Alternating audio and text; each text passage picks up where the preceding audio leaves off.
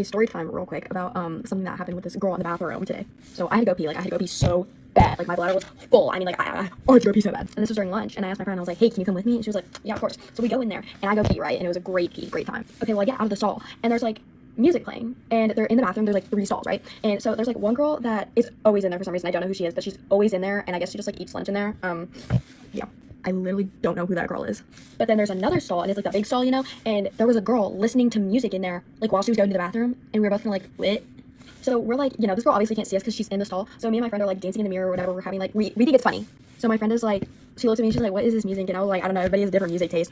And like 30 seconds later, the girl that was playing the music came out of the stall, and she was like, who said that?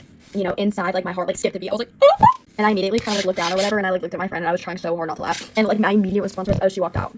So this girl came out of the stall because she heard what I said, and she came out of the stall and she was like, who said that? And I was like, oh, she walked out. Super slick, super nonchalant. I ate it up. But so my friend and I like leave the bathroom or whatever, and like I thought I was slick. And it was slick, but not slick enough. So my friend and I go back to our table, and we're sitting there, and the girl like passes by our table, and so we're like, and she doesn't look at us, and we're like, okay, I think we're good. And in my school, there's like a big, like, just like kind of like an area or whatever that's kind of like in the middle of the school. We call it the rotunda. And we were in the rotunda after lunch because we have like 6-minute passing periods. And so we were in, oh, he texted me. Aw. Okay, anyway. But we were in there, right? So it was like me, her, and then one of our guy friends. We were like in a little circle, and we were telling him about it because I thought it was so funny. And he's like, who was it? And I was like, and like I see her, and I'm like, it's that girl over there. And he was, and you know, this was like never meant to be mean. I never meant, like, it was just like a funny thing to her and I. And like I said, never meant it to come across as rude at all whatsoever. And so this girl, her like friend group is standing like probably a good like 6 feet away from us.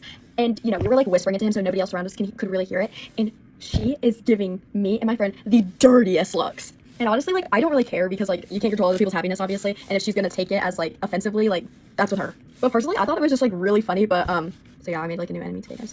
No, she's not an enemy. It's just, like, why'd you take it so seriously?